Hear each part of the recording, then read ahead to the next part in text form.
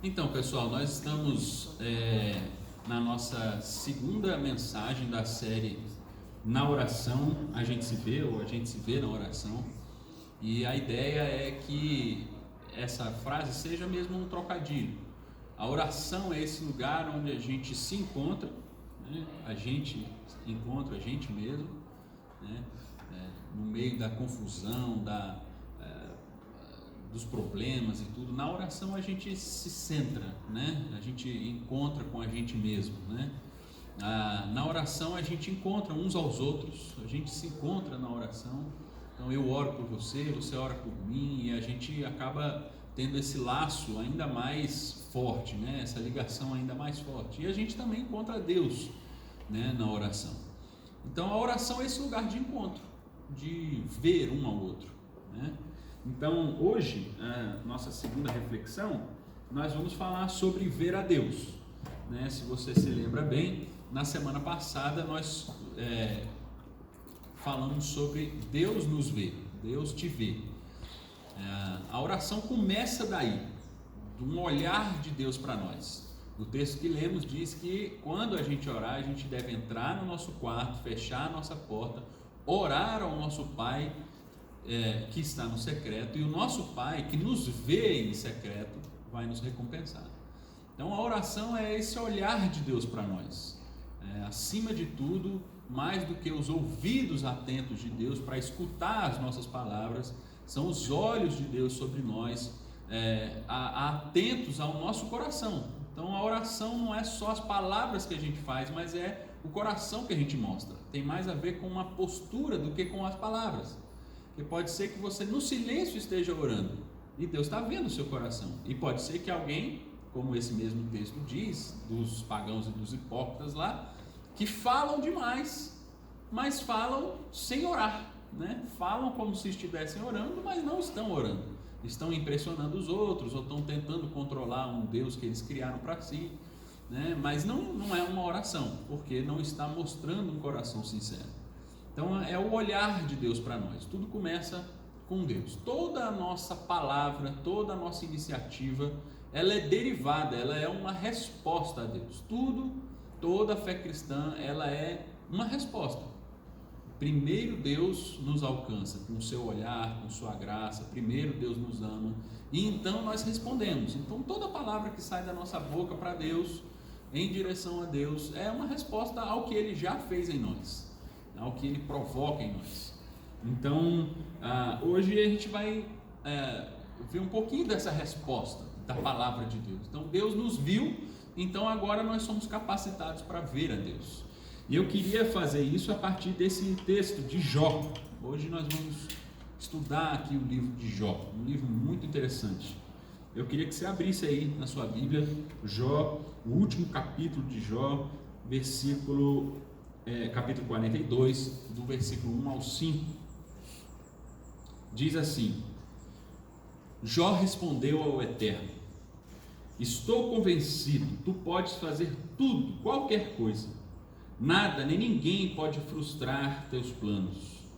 Tu perguntaste: quem é este ignorante que critica meus propósitos, se nada sabe? Admito, fui eu. Falei sobre coisas além da minha compreensão. Fiz pouco das maravilhas que estão acima do meu entendimento. Tu me dissestes: tenho algumas perguntas para você e quero resposta direta. Agora confesso, antes eu ouvia falar a teu respeito, mas agora te conheço, pois te vi com os meus próprios olhos. Por isso retiro tudo o que disse. Sou um miserável e me arrependo profundamente. Perdoa-me. Esse é o texto que a gente tem para hoje.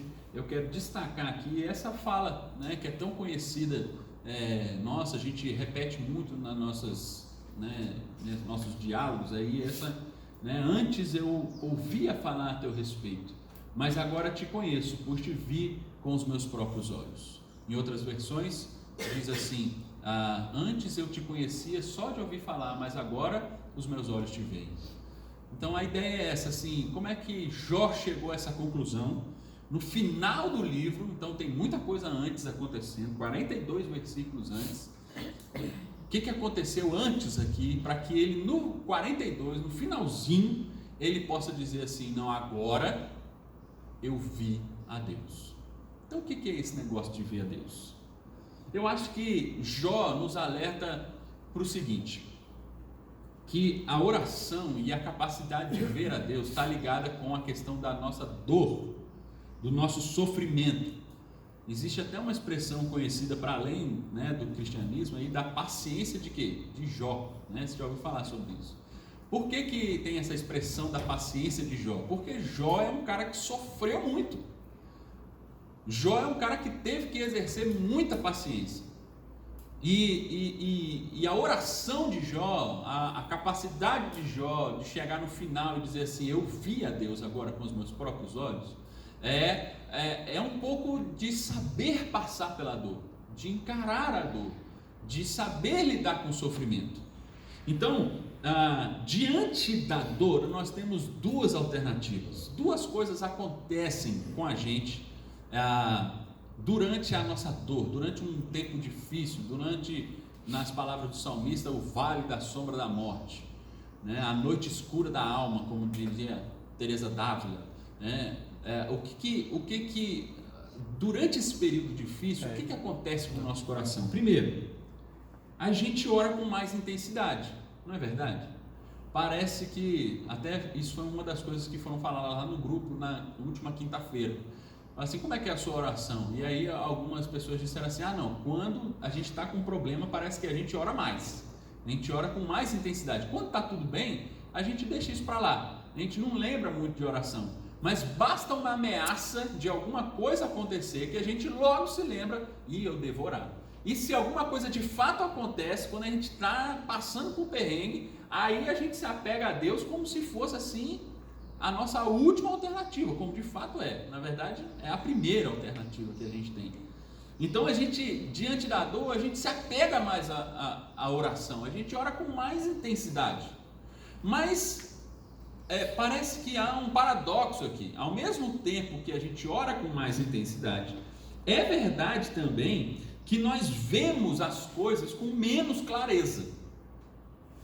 Parece que a nossa capacidade de enxergar as circunstâncias com clareza, como de fato elas são, a realidade como ela é, e também a Deus como Ele é, parece que diminui. Parece que a gente ora sim com mais intensidade, mas ao mesmo tempo parece que a gente enxerga menos a Deus. A gente tem mais dificuldade de perceber Deus no meio da nossa dor. Inclusive, o C.S. Lewis tem uma frase muito famosa dele, no livro O Problema do Sofrimento. Ele diz assim: Deus sussurra nos nossos ouvidos por meio do prazer, fala-nos mediante nossa consciência, mas clama em alta voz por intermédio da nossa dor. Este é o seu megafone para despertar o homem surdo. Então essa expressão é muito famosa do C.S. Lewis, que o sofrimento é o megafone de Deus. Então parece que na dor, no sofrimento, Deus está usando ali um megafone para falar com a gente, né? Ele fala como se estivesse gritando no nosso ouvido, mas a gente tem dificuldade. Ver a Deus no meio do sofrimento é difícil, não é tão fácil assim. Apesar de ser um grande megafone, de fato é um megafone de Deus, o sofrimento é um desafio enxergar a Deus. Eu quero dar alguns exemplos do nosso cotidiano, de coisas que acontecem ao redor de nós. Veja só, essa semana, um menino andando de patinete na rua, acabou sendo atropelado por um carro, um outro homem que estava tomando remédio, deve ter tido um apagão, foi atropelado e morreu. Tinha casado agora recentemente. Foi um grande trauma. Algumas pessoas aqui da nossa comunidade conheciam esse rapaz, esteve no enterro, né? De uma hora para outra, e a gente se pergunta, é fácil ver Deus nessa circunstância? Outras pessoas também do nosso relacionamento, fazendo exames para planejar um segundo filho, descobre que está com câncer na tireoide, pedindo orações, de repente, programando um filho, e aí descobre isso nos exames aí. De repente, o outro caso também, tratando de repente de uma doença, e aí vem um filho inesperado, vem a notícia de que no meio de um tratamento vem ainda uma criança, notícia boa, mas num tempo talvez que a gente não estava esperando. Andando de metrô, esse é um caso que aconteceu 2 semanas atrás no Rio de Janeiro. Uma mãe entrou com uma criança de 3 anos de idade nos braços, no metrô do Rio de Janeiro. As portas se abriram, ela entrou lá dentro e a filha, assim que entrou, ela se remexeu lá e quis descer, e desceu assim rápido do colo da mãe. Antes das portas se fecharem, ela saiu de novo do metrô e as portas se fecharam, a mãe ficou dentro, a criança ficou fora da plataforma, né, do trem, ficou lá na plataforma e o trem foi embora. A mãe foi embora e a criança ficou de 3 anos e entrou no túnel e morreu lá dentro. Demora 15 segundos a porta. Perdeu uma filha de 3 anos em 15 segundos pelo quê? Pelo quê? Que coisa idiota da vida. Que coisa inesperada. E aí a gente pergunta assim, onde que está Deus nisso tudo, gente? É fácil ver Deus na dor? Jó, é fácil ver Deus na história de Jó? Perde tudo. Como é que é isso? Como é que a gente consegue ver Deus? Essa é uma pergunta que a gente precisa se fazer de fato, assim, porque senão a nossa fé fica muito rasa, assim, fica muito... É fácil dizer simplesmente, não, Deus abençoe, Deus está nisso, todas as coisas cooperam para o bem daqueles que amam a Deus, e a gente fica repetindo chavões, mas será que de fato a gente enxerga Deus no meio desse sofrimento todo, no meio de tanta dor? A grande questão aqui do problema, do sofrimento, ou o problema do mal, é o que na filosofia ou na teologia se chama de teodiceia, que é assim, durante toda a história da humanidade, sempre que existiu a ideia de Deus, ou desse Deus cristão pelo menos, esse foi sempre o argumento contrário, né? Esse é o checkmate ao cristianismo, é o problema do mal. E como é que Deus encara esse treco? Qual é a grande questão? É que a gente coloca, a fé cristã afirma que Deus é poderoso e que Deus é bom ao mesmo tempo, não é verdade? Nosso Deus não é poderoso? Todo mundo vai dizer sim. Nosso Deus é bondoso? Sim. No entanto, essa questão da teodiceia vai dizer assim pra gente, não, calma aí, diante da dor, diante de um sofrimento, você tem que escolher. Ou Deus é poderoso, ou Deus é bom. Os dois não dá para ser. Por quê? Porque você vai dizer assim, ou Deus podia fazer alguma coisa para evitar, mas ele não quis, porque ele não é bom. Ou então, ele quer, porque ele é bom, mas ele não podia. Só tem essas 2 alternativas. Ou ele quer muito porque ele te ama e ele quer evitar a dor, mas na verdade ele não é tão poderoso assim, ele não pode fazer. Ou então ele pode fazer muita coisa, ele poderia evitar, mas ele não faz porque ele não ama tanto assim. Ele não é tão bondoso assim, porque permite, mesmo podendo evitar, permite que você passe por situações como essa. Esse é o checkmate do cristianismo. Como é que a gente encara um Deus onde a gente precisa escolher que ele é poderoso ou ele é bondoso? Diante do sofrimento, a dor interpela o nosso coração, questiona o nosso coração. Que Deus você vê? Você vê um Deus bondoso, mas não poderoso, ou você vê um Deus poderoso, mas não bondoso?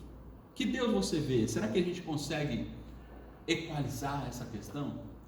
Para agravar ainda mais a situação, nós temos dentro da nossa maneira de viver a religiosidade cristã, nos dias de hoje, mas também sempre foi assim. Talvez se potencializou essa questão ultimamente, mas na verdade desde os tempos bíblicos foi assim.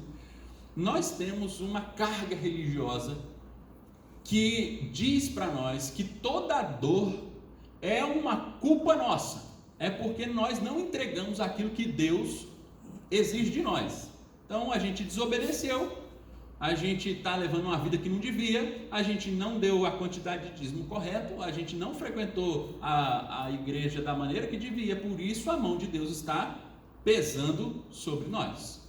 E aí vem um cara como esse aqui, ó. Essa semana nós falamos com ele lá no grupo, sobre ele lá no grupo.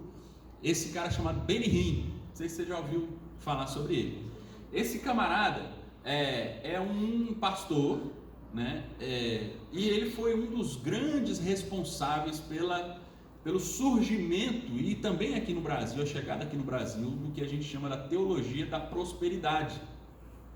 Né? O que é essa teologia da prosperidade? Não é só a igreja que foca muito na questão do dinheiro e tal, mas o que está por trás da teologia da prosperidade é isso, é a recompensa. Você dá, maioria das vezes é dinheiro, você entrega e Deus vai te devolver muito mais, e Deus pode te devolver como riqueza, como saúde, como prosperidade e etc. Então isso é o que é a teologia da prosperidade. E esse cara foi o cara assim que trouxe à tona, né, que deu visibilidade a tudo isso. Ele era, na verdade, um grande curandeiro, assim. Se você botar no YouTube algumas imagens, né, desse cara, você vai se horrorizar com o que você vai ver, né? São shows de cura e de manifestações esquisitas, né? Então, essa semana, por que eu estou trazendo a imagem dele hoje aqui? Porque essa semana, segunda-feira, ele fez uma live, toda segunda ele faz uma, mas essa segunda ele fez uma e ele falou uma coisa interessante que eu queria trazer para nós. Veja o que ele falou. Lamento dizer que a teologia da prosperidade fugiu de controle. Estou corrigindo minha visão sobre a teologia, porque quando eu leio a Bíblia agora, não a vejo com os mesmos olhos que via há 20 anos. Eu acho que é uma ofensa ao Espírito Santo colocar um preço no Evangelho. Para mim chega. Então, Benny Hinn saiu aí nas plataformas de notícia gospel aí, que ele então se arrependeu daquilo que ele fez, da teologia da prosperidade, etc. Então, até acho que foi o Eduardo que colocou lá, o Alexandre acho que colocou também. Valia a pena questionar, né? Será que ele vai fazer como Zaqueu, né? Que então se arrependeu do mal que fez, então agora repara todo mundo que você, né? Devolve um pouco do dinheiro, agora que ele tem mansões, jatinho e tem um monte de coisa, vai devolvendo dinheiro para todo mundo que ele, né? Se arrependeu, tem que mostrar as obras de arrependimento. Vamos ver como é que, da onde que vai, para onde que vai esse arrependimento dele, né?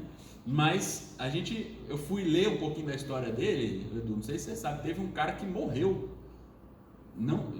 assim, ao vivo, né? Vamos dizer assim, durante o show dele lá, ele naquelas coisas de derrubar todo mundo e tal, tinha uma pessoa que estava muito doente lá e caiu em cima do outro que estava doente também, quebrou a bacia e morreu lá durante o negócio dele lá. Terrível. E outros que não fizeram o tratamento, porque ele disse que estava curado, e não fizeram o tratamento e morreram da doença que eles não curaram, que ele não tratou, né? Então, são danos muito sérios. Tudo em nome de Deus. Em nome dessa resposta de não saber lidar, de não conseguir enxergar a Deus no meio do sofrimento. A gente precisa, o tempo todo, tirar esse sofrimento do meio do caminho, porque enquanto ele tiver, ele está ameaçando o nosso Deus, que ou é poderoso, ou ele é bondoso. Então a gente não consegue enxergar Deus, de fato, como ele é. Então a gente vai para o livro de Jó e vê como é que Jó encara esse treco todo. Como é que Jó entende o mal, a dor. Olha, a questão é a seguinte, Jó era um homem bom. Diz logo no início, Deus fala que Jó é um homem muito bom, assim, dentre todos os homens da terra, Jó era o cara mais íntegro que tinha. Era a palavra de Deus. É interessante a gente saber que Jó foi o primeiro livro da Bíblia a ser escrito, né? É o livro mais antigo que a gente tem. Então Jó é uma história que foi contada por aí, né? E que alguém registrou já há muitos anos atrás, muito antes de Jesus, muito antes lá de Moisés e etc. Então Jó era esse homem bom, né? Só que o que aconteceu com Jó? Jó perde todos os bens, perde todos os filhos e perde, além disso, a saúde. Jó é um exemplo daquilo que nós podemos passar como dor. Porque pensa só, toda a nossa dor geralmente está nessas três áreas aí, ó. Ou a gente tem problema financeiro, é um trabalho, é alguma coisa, é essa angústia de não ter as contas, não ter o dinheiro para pagar as contas no final do mês, ou a gente tem uma empresa e a empresa fale, a angústia, a dor envolve a questão financeira, do sustento.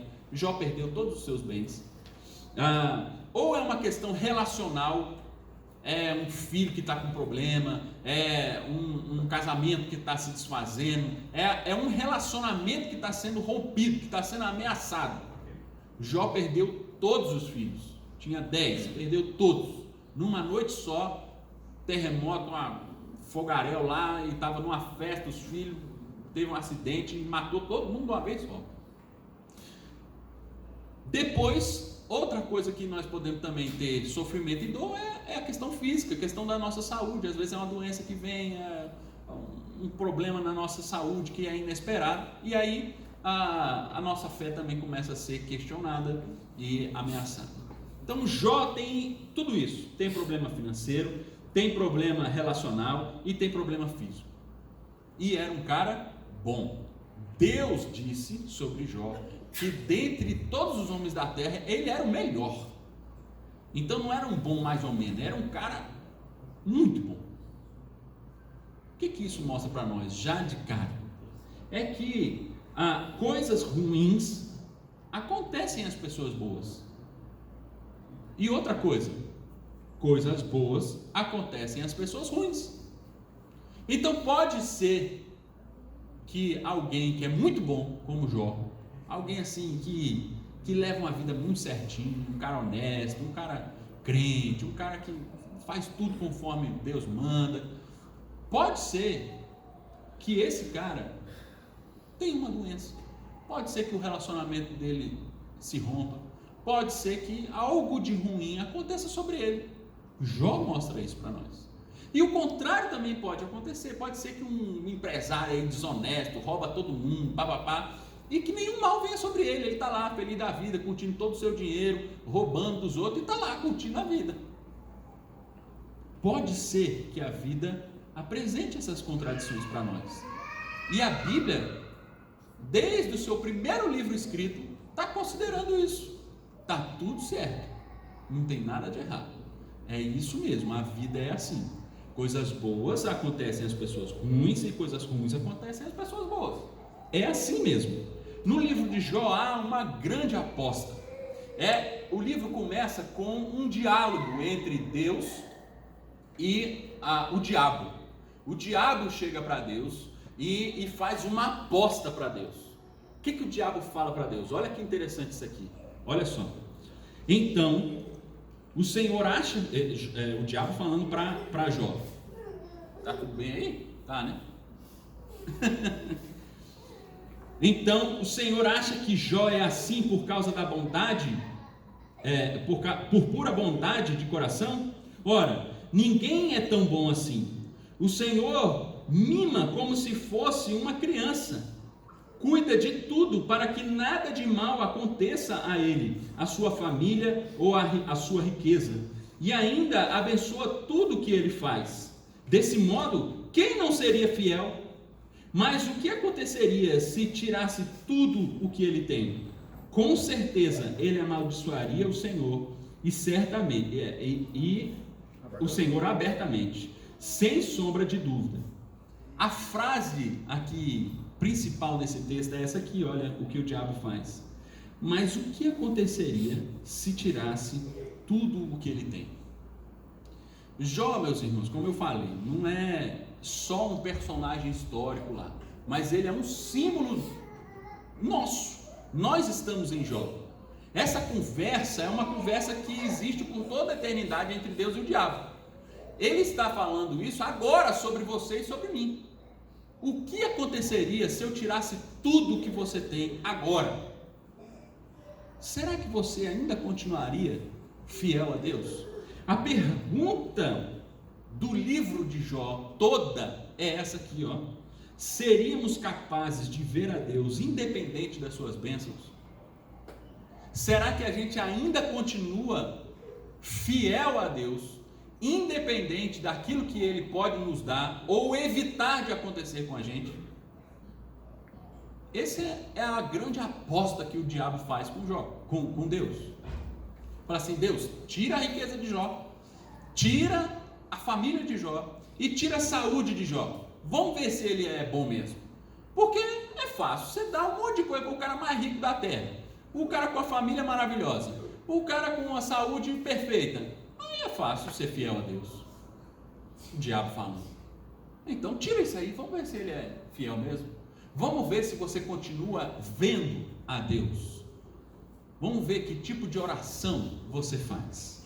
E aí, acontece que, então, Deus permite ao diabo tirar tudo isso de Jó. E Jó continua fiel. E Jó, então, recebe a visita de 3 amigos. E quando esses amigos chegam, eles se deparam com Jó. E eles conheciam Jó como aquele cara bonitão, família bonita, rico. E ele chega lá, Jó está coçando as feridas da sua pele com um caco de telha, de tão agonizante ele está, todo cheio de ferida, sem filho nenhum, de luto, sem riqueza alguma. E os 3 amigos chegam lá e tal é aquela cena angustiante que eles ficam 7 dias, veja o que diz aí, ó. Ficaram 7 dias e 7 noites sentados ali sem dizer uma palavra, pois viam que o sofrimento do amigo era demais. Começou bem a história, esse diálogo aqui. Isso aqui a gente está aí, ó, no capítulo 2 de Jó. Então, do capítulo 2 até o capítulo 37, é esse diálogo de Jó com os amigos e sobre Deus, e sobre a oração, e sobre aonde que está Deus, e esse conflito todo. Pense, nós hoje que lemos o livro de Jó, sabemos do capítulo 1, que o diabo foi lá, conversou com Deus, etc. Mas Jó não está sabendo de nada disso. Jó não está conhecendo que é uma aposta, que Deus está lá e tal, confiou nele. Não, Jó simplesmente está sabendo que ele perdeu tudo. Aonde que está Deus? E aí, depois disso, depois desses 7 dias de silêncio, do pessoal assim, vendo que coisa terrível, começa um discurso. Jó quebra o silêncio. Jó quebra o silêncio. E ele, qual é o discurso de Jó nesses capítulos todos? Resumindo tudo que Jó fala, ele diz assim: eu sou um homem justo, eu sou bom, eu não pequei. Por que Deus me fez sofrer? Esse é o discurso de Jó. O tempo todo ele está angustiado e questionando a Deus e falando assim: Deus, que história é essa? Eu sou um cara bom, eu estou fazendo tudo certinho, eu não pequei, mostra onde que eu estou pecando, onde que eu estou errando. Aliás, essa era a frase que a mãe do menino do patinete falava no enterro, abraçando o caixão, falando assim: onde que eu errei? O que eu fiz de errado? É a mesma palavra de Jó. Onde que está o meu erro? Mostra, Deus, o que eu fiz de errado? Por que está acontecendo isso comigo? Essa é a angústia do coração de Jó e é a angústia de todo mundo que sofre, que pede, que enfrenta a dor, assim, enfrenta a morte cara a cara. Os discursos seguintes é o discurso de Elifaz, Bildade e Zofar. São os 3 amigos de Jó. O que esses 3 amigos de Jó falam? Eles partem do mesmo princípio de Jó, só que eles desconfiam da verdade de Jó. Qual é o princípio que eles partem do mesmo de Jó? Que Deus retribui que coisas boas não podem acontecer às pessoas ruins e as pessoas ruins não podem acontecer, e as coisas ruins não podem acontecer às pessoas boas. Esse é o princípio que eles não acreditam. E então eles dizem assim: não, Jó, para você estar passando por isso é porque você pecou. Então assume logo o seu erro e logo vai passar isso aí. Então você está sofrendo porque você pecou. Como é que resolve essa situação? Peça perdão, você será curado. Esse é o discurso, resumindo, daquilo que acontece no diálogo dos três amigos. Jó, pelo amor de Deus, assume logo que você está pecando, acha logo o erro aí, pede perdão, resolve isso aí com Deus e bola para frente. Deus vai te perdoar, vai te dar prosperidade novamente. Até então que surge um menino. Tem lá um menino que está ouvindo nessa discussão desses quatro amigos. Um cara que está lá, talvez um funcionário de Jó, alguém que está só escutando, aquele que não tinha autoridade por conta da sua idade para falar alguma coisa, até que ele não se aguenta e ele fala: não, eu preciso falar. Lá no capítulo 37 ele vai: não, peraí, vocês estão falando aí há mais de 30 capítulos, deixa eu falar um pouquinho. E aí ele fala, é o Eliú, menino, adolescente, e ele é o mais sábio de todos. Ele diz assim: o homem é pequeno demais para entender os mistérios de Deus. Eliú não vai tentar resolver o problema, ele simplesmente fala assim: olha, gente, vocês são seres humanos, você está entendendo de quem que você está falando? É de Deus. A gente não pode entender tudo o que Deus faz, o que Deus deixa de fazer, porque senão ele não seria Deus. Deus é muito maior do que nós, a gente não entende aquilo que Deus faz, cabe a nós confiar ou não. É o que Eliú fala. Qual que é o discurso de Eliú? Veja que interessantíssimo aquilo que Eliú fala, como se não parece muito atual, né, dentro da nossa perspectiva religiosa de hoje. A letrinha aqui fica muito pequena para eu ler. Diz assim, Eliú continuou: esse discurso faz algum sentido? Primeiro você diz: sou inocente diante de Deus. Depois diz: que vantagem eu tenho? Não faz a menor diferença se eu pequei ou não.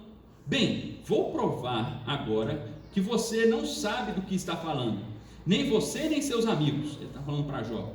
Olhe para o céu, dê uma boa olhada, vê aquelas nuvens lá em cima. Se você pecar, que diferença faria para Deus? Não importa quanto você pecou, fará diferença para Ele? Mesmo que você faça o bom, mesmo que você fosse bom, o que Deus ganharia com isso? Você acha que Ele depende de suas obras? Os únicos que são afetados por você ser bom ou mal são a sua família, amigos e vizinhos. Deus não depende do seu comportamento. Olha que facada que Eliú dá em Jó. Ó, as duas palavras aqui, chave do discurso de Eliú, essa aqui, ó. Ele fala assim, ó: se você pecar, que diferença falar para Deus? Você acha que Deus vai ser afetado com o pecado que você comete? Com a coisa ruim que você faz? Ou, ao contrário, se você for bom, se você for um cara muito bom, Deus vai ser afetado com isso também? Não, porque Deus não depende da sua obra. Deus é muito maior do que você. Aquilo que você faz ou deixa de fazer, o seu comportamento não afeta Deus. Então veja, não sou eu que estou dizendo, é Eliú está dizendo aqui na Bíblia. Como é que Eliú vê a Deus?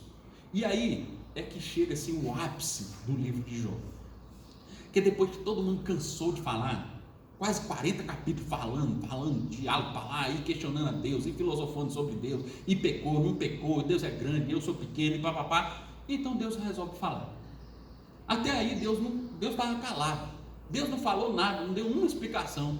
E aí Jó só perguntando: Deus me fala, Deus fala alguma coisa, Deus me explica por que eu estou sofrendo. E então Deus vai fazer o seu discurso. Só que quando Deus faz o seu discurso, Ele não dá a mínima para Jó. Deus não responde um questionamento sequer de Jó. Tudo que Jó falou é simplesmente ignorado por Deus.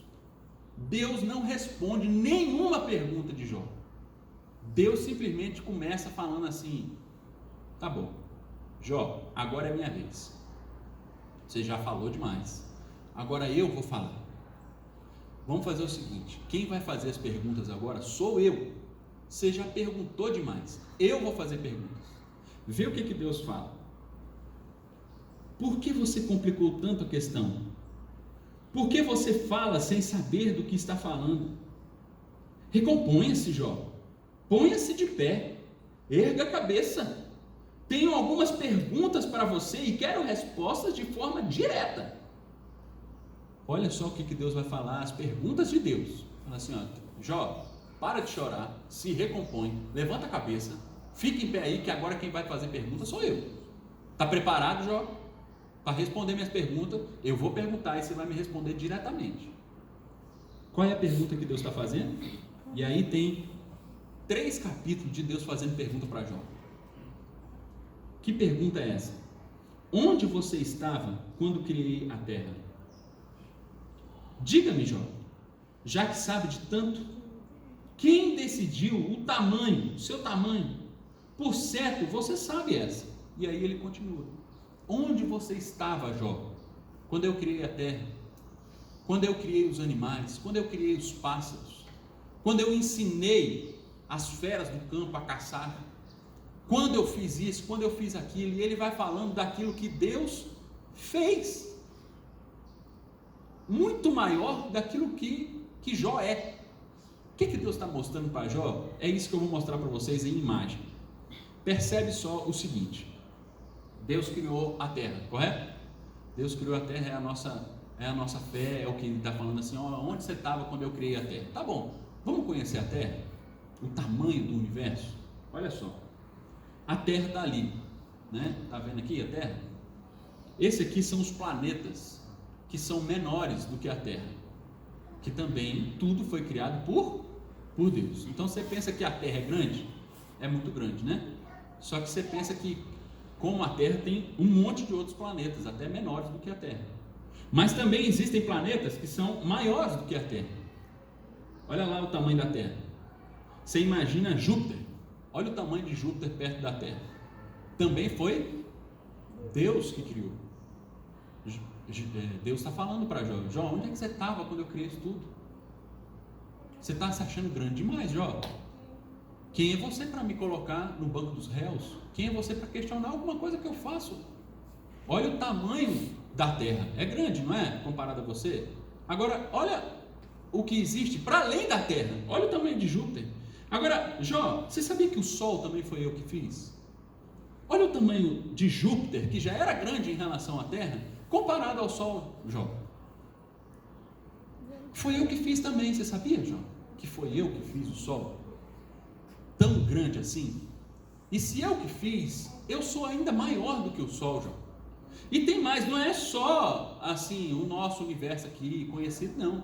Tem outros também, Jó. Olha só, o Sol comparado a outras estrelas, como por exemplo essa aí, ó, Arcturus. Olha o tamanho do Sol perto dessa outra estrela. Onde está a Terra, Jó? Não dá nem para mostrar comparativamente, porque era menor que um pixel aqui na tela. Agora, comparado a Terra a você, Jó, e você está questionando o que eu faço ou deixo de fazer, é isso mesmo, Jó? Dá para entender assim o que Deus está falando? Porque Deus não responde às questões de Jó. Ele simplesmente é grande e é soberano. É por isso que o Salmo 8 vai dizer assim: quando contemplo os céus escuros, imensos, toda tua joia celeste feita à mão, luas e estrelas incrustadas no devido lugar, olho para mim mesmo e me pergunto: por que te importa conosco? Por que olhas uma segunda vez para nós? Ele não só olha uma vez, como olha, continua olhando para nós. Por quê? Diante dessa grandiosidade de Deus, tudo que Ele fez, tudo que Ele é, como é que Deus ainda olha para mim e para você? Como é que não acontecem coisas ainda piores conosco? E quem somos nós para dizer o que Deus deve fazer ou não?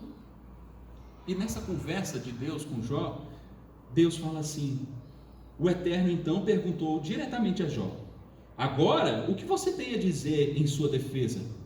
Vai arrastar a mim, o poderoso, a um tribunal e fazer acusações? Deus está perguntando. E Jó respondeu: estou sem palavras. Pasmado, o texto que nós lemos no início. Fogem minhas palavras, não deveria nunca ter aberto a minha boca. Falei demais, muito mesmo, estou pronto para me calar e ouvir. Essa é a primeira coisa da oração. Estou pronto a me calar e ouvir. Na hora que a gente vê Deus como Deus de fato é, a única coisa que nos resta é o quê? Calar e ouvir. Essa é a resposta de Jó. Estou pronto a me calar e a ouvir. E é por isso também que ele fala isso aí, ó. Antes eu ouvia a teu respeito, mas agora conheço porque vi com os meus próprios olhos. Agora eu estou enxergando a realidade como a realidade é. Deus é grandioso demais. Antes o meu problema estava diante de mim e eu não conseguia enxergar nada além do meu problema. Agora eu consigo enxergar que o meu problema é muito pequeno, perto da grandiosidade de Deus. E a pergunta de Deus para Jó é essa aqui, olha, Jó, você viu como eu vejo agora? Você está vendo como é que eu enxergo a realidade agora? Você está vendo tudo o que está acontecendo? E Jó então responde: sim, agora eu vejo. Agora eu vejo. Agora, porque eu enxergo a Deus, eu enxergo toda a realidade como de fato ela é. O Filipenses vai dizer assim: Deus não precisa que ninguém lhe lembre a natureza da realidade, mas eu sim. Deus não precisa de ninguém orando, dizendo o que está acontecendo. A gente não é jornalista de Deus, dizendo para Deus: Deus, o Senhor sabe que minha família está assim, minha família está assada. Deus sabe, muito antes de você, Ele sabe de todas as coisas. Ele não precisa de um jornalista para saber das coisas. A oração serve para que a gente enxergue a Deus, e mais, enxergue porque enxergou a Deus, enxergue a realidade como Deus vê.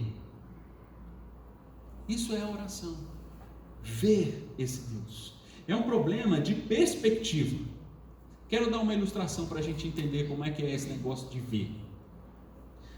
Muito ou pouco? É muito ou pouco? É muito ou pouco? Pouco. E 10? É muito ou pouco? Muito, né? E se eu boto 1000? É muito? Mas se eu comparo com 1 milhão? É muito ou pouco? O 10, que quem falou que é muito ou pouco? Ué, mudou? Por que mudou? Por que mudou? Porque mudou o referencial. Perto de 1 milhão, 10 é muito pouco, né? Agora, se eu coloco 10, 1000, 1 milhão perto do infinito, é muito ou pouco? Faz diferença ser 1 ou 1 milhão perto do infinito? Não faz diferença. A questão é que Deus está na perspectiva do infinito. Deus, ele é atemporal. Deus, ele está acima de todas as coisas. Deus é Deus. E porque é Deus, está na perspectiva do infinito. Está na perspectiva do eterno. Então, nós podemos reclamar muito porque a gente está sofrendo nível 10. Aí vem um outro que está sofrendo assim nível 1000. Muito mais que nós. E fica reclamando, Deus é 1000. Aí vem um outro que está, não, esse aí, rapaz, é bomba nuclear na cidade que acabou com 1 milhão de pessoas, esse aí é 1 milhão. Mas a dor de quem sofreu um problema de 1 milhão e a dor de quem está sofrendo um problema de 1, perto do infinito, faz diferença? Não faz. Porque Deus é infinito.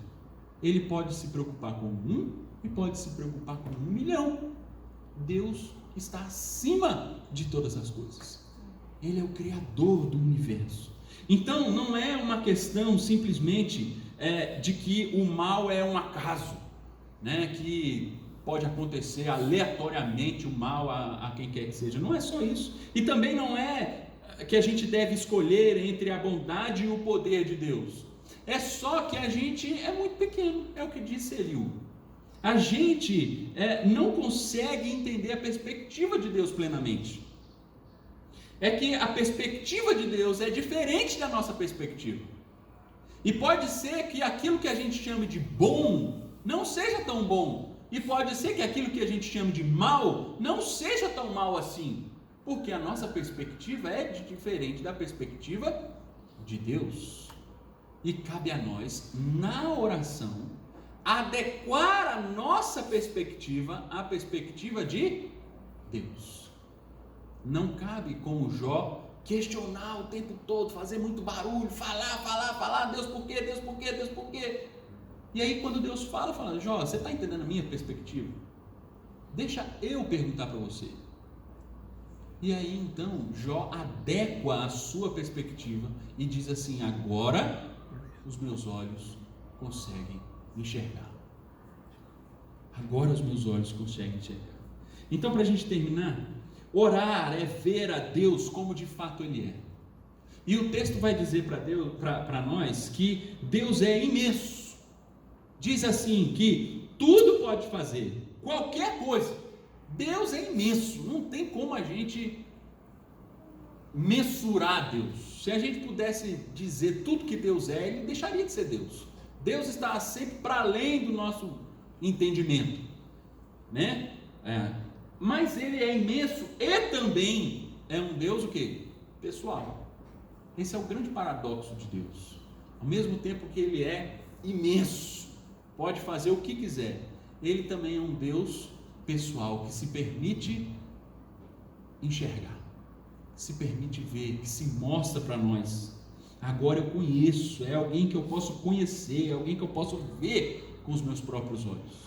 Sabe o que esse paradoxo diz sobre quem é Deus e o que a gente enxerga quando a gente olha para Deus? Que Deus é o quê? Mistério. Deus é um grande mistério. Um mistério que se deixa conhecer. É um mistério de relacionamento, mas nunca deixa de ser um mistério. Quando a gente olha para Deus, nós vemos um Deus trino, justamente porque é misterioso. Porque é um, mas ao mesmo tempo são três. Explica? Não dá para explicar, ninguém explica Deus. Mas a oração é esse lugar de encontro com o mistério. A oração, ela é trina, porque nós oramos ao Pai, no poder do Espírito, em nome do Filho. Não é assim? Quando a gente ora, a gente fala Pai. Quem motiva o nosso coração a orar é o Espírito, é no poder do Espírito que nós oramos. E quando nós terminamos a oração, nós falamos o quê? Em nome de Jesus. É por intermédio dele. Ele é a porta para o coração do Pai. Essa é a Trindade. Na verdade, a oração é o seguinte: a Trindade, que é a comunidade básica de amor, está lá num diálogo, sentado na mesa da eternidade, dialogando, Pai, Filho, Espírito Santo, num amor pleno, um pelo outro. E de repente chega nós lá nessa mesa, toma lugar nessa mesa aí e começa a conversar também com todo mundo lá, escuta um, escuta o outro, e nós estamos falando ali nesse relacionamento da Trindade. Orar é entrar nesse relacionamento com a Trindade, nesse mistério, nesse lugar onde não se explica, mas está pronto para que a gente se experimente esse lugar. É um mistério. Então, quero deixar essa última citação para nós, do Tim Keller. Ele diz assim, em suma, resumindo: não temos nenhum desejo interior e positivo de orar. Só oramos quando as circunstâncias nos obrigam. Por quê? Sabemos que Deus está lá, mas temos a tendência de vê-lo como um meio através do qual conseguimos as coisas para nos fazer felizes. Para a maioria de nós, Deus não se tornou a nossa felicidade. Por isso oramos para conseguir as coisas e não para conhecê-lo melhor. Esse é o problema de Jó quando questiona Deus, esse é o problema dos amigos de Jó, esse é o problema da teologia da prosperidade, esse é o problema de todos nós quando nós oramos para conseguir coisas de Deus e não simplesmente para encontrar a Deus, para dialogar com Deus. A aposta do inimigo continua sobre nós. O que aconteceria conosco se da noite para o dia a gente perdesse tudo que a gente tem? A gente conseguiria ainda orar, conseguiria ainda ver a Deus. Na oração, o que precisa estar diante dos nossos olhos é Deus mesmo, e não aquilo que Ele pode nos dar.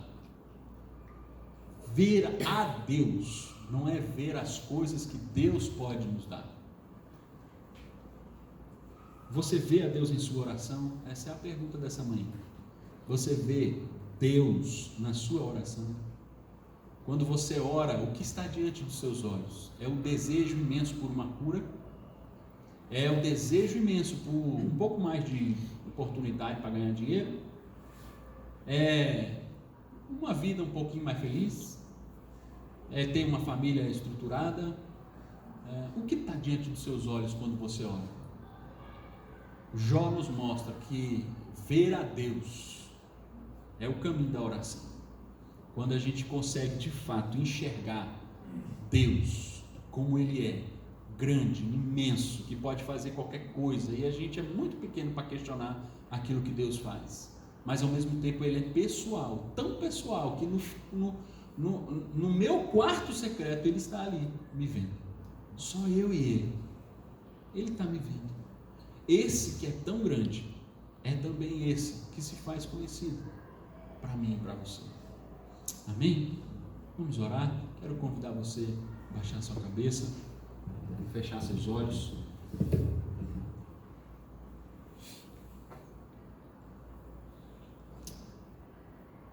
Pai de amor, nós oramos a Ti, motivados no poder do Espírito Santo, no nome de Jesus, na consciência de que o Senhor é muito maior do que nós, muito maior do que a gente pode imaginar.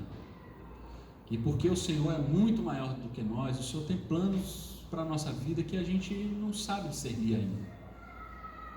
Mas nós estamos com os corações dispostos a nos fechar no secreto e Te encontrar e começar a Te enxergar.